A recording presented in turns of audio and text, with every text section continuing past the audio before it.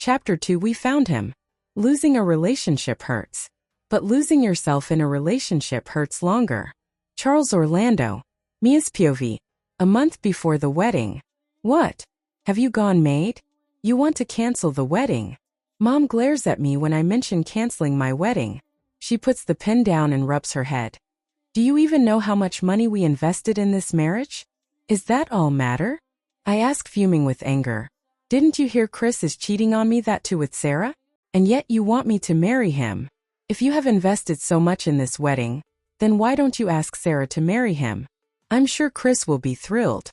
She lets out an exhausted sigh and gets up from her chair.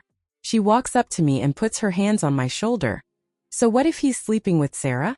Mia, he's a man and he has desires. If you can't fulfill your duties and satisfy him, then you shouldn't even complain about him being unfaithful. Huh, I should have seen this coming. It's not like I didn't know how much all of them wanted this wedding to happen. And I'm their scapegoat, even if it means they have to hide the affair of Sarah and Chris. I know she has no interest in Chris. She's only sleeping with him because he's my fiancé. She thinks she can be hurt by sleeping with Chris. She doesn't even know I only agreed to marry that bastard because her parents forced me to. I don't even like him to begin with. Why would I even like a scumbag like him? I'm fully aware that he's only marrying me because of the deal between our companies. A few months ago, the company suffered a huge loss when my stepfather used his own not-so-useful brain for a project. Even though I told him for the umpteenth time that the bid was way too low for the project. But he didn't pay any heed to my words and submitted the bid. And as I expected, we did win the bid. However, it was a lost project, because he had to use a lot of his funds for the project. That's when my stepfather and Chris's father decided to marry their children to help each other to get away from their dire situation. At first, I thought they would talk about Sarah and Chris's marriage as she's the real daughter. However, I didn't expect them to talk about my marriage with Chris.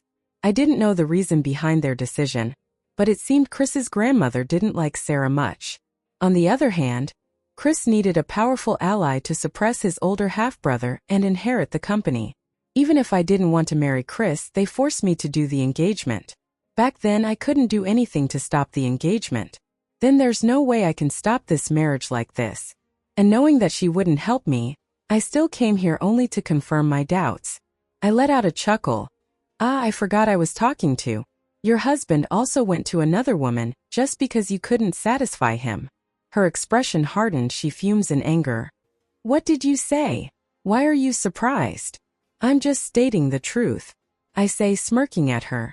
You know very well that your husband isn't loyal to you. Perhaps it's you who couldn't satisfy him, that's why he slept with another dash. My words are cut off when the sound of a slap echoes throughout the room. I can feel a burning sensation on my cheek, but there is no pain. All I feel is deep rage for her. I have spent my whole life in anguish and pain, only because of this woman.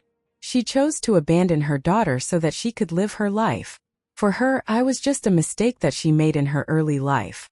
How can you disrespect your mother like this? She asks with a murderous glare. Did you forget that you're here because of me? You can enjoy this luxurious life only because you're my daughter. Even your father is alive because of me. You're wrong, Mom. You didn't do anything for me or Dad. I say, cutting off her in mid-sentence. I take a deep breath before glaring at her murderously. The only reason I'm here is because you needed me. You needed me to take revenge on your husband for his infidelity. Narrowing my eyes at her, I let out a mocking laugh. You would have never bring me here if I wasn't useful to you. I lean closer to her and whisper in a low voice. You should be grateful to me that I helped you to gain what you have now. Because of me, you got revenge on your husband as well, the position you wanted for so long. My mother and her husband wants to take over Kingstone Enterprise. However, they can't do that because her mother-in-law wants her eldest grandchild as the heir of Kingstone Enterprise. It makes sense why she wants that. Nathan Kingstone is a genius. I heard that his father was like that as well. I also heard that she wanted Nathan's father to inherit the company. Unfortunately, he passed away when Nathan was just a child. They would have lost the company if Nathan has shown interest in inheriting the company. But he has no interest in becoming the heir. In fact, his relationship with his own family is in shambles. I don't know the exact reason, but I did hear it has something to do with his mother. who came from a very poor background. Do you think I don't know the reason why you are keeping me here? I tell her. She raises her eyebrows at me. I smirk at her. I know very well that you are keeping me here to do all the dirty work so that Sarah can inherit the company without a hitch. With Nathan and Nicholas in the line, it wouldn't be easy for her to make Sarah the heir. So she wants to use me as her pawn and discard me when time calls for it. I shrug my shoulder nonchalantly. After all, Sarah isn't capable of beating me, let alone Nathan. She fumes in anger. I chuckle seeing her like that. Then I walked out of the office room. As soon as I open the door, I see Nathan standing right in front of the door with Darren. I close my eyes and let out a sigh of frustration. I told Darren not to follow me, but he still came that with Nathan. And Nathan, what's doing here? Did he hear the conversation? He probably didn't. If he had, then he wouldn't have stayed out. What happened to you?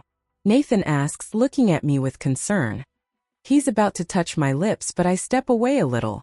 He sighs and asks, "Did she hit you?" He grits his teeth as he looks behind me. I look behind at my mother, who is looking at us angrily. I roll my eyes at her and walk out of the room. Darren follows me behind. Is it okay to leave Mr. Kingstone there? Darren asks while following me. I stop and look behind to see Nathan, but he's not there. He already walked inside of the room. What if he causes any ruckus? There is no point in interfering. It will only make Nathan think that I care for him. I do not want to give him any kind of hope. I don't even know, why does he even like me? Do I look like a stray cat to him that always needs his help? At least, it gave me a reason to deal with his grandmother. Don't get me wrong, Nathan. I'm doing all this because I have to survive in your crazy household. If I hadn't done that, I wouldn't be standing here right now. I then look at Darren. Then let him. It's not my job to babysit him. Even if he causes any ruckus, it has nothing to do with us. Darren nods his head. I walk into my office room and let out a sigh. Then I look at Darren and ask, "Oh, did you get the recordings and videos?" "Yes," Darren replies. "But are you planning to use them to cancel the wedding?" "No, I won't use them to cancel the wedding. I will use them to destroy the wedding. It'll be so disastrous that they will forget with whom they dared to mess with," I say, smirking at Darren. Darren hums in response. He's well aware of my situation. It's probably why he doesn't judge me for being so cold and cruel. And it's probably the reason I trust him too. Oh, I forgot to mention this earlier, but we found him.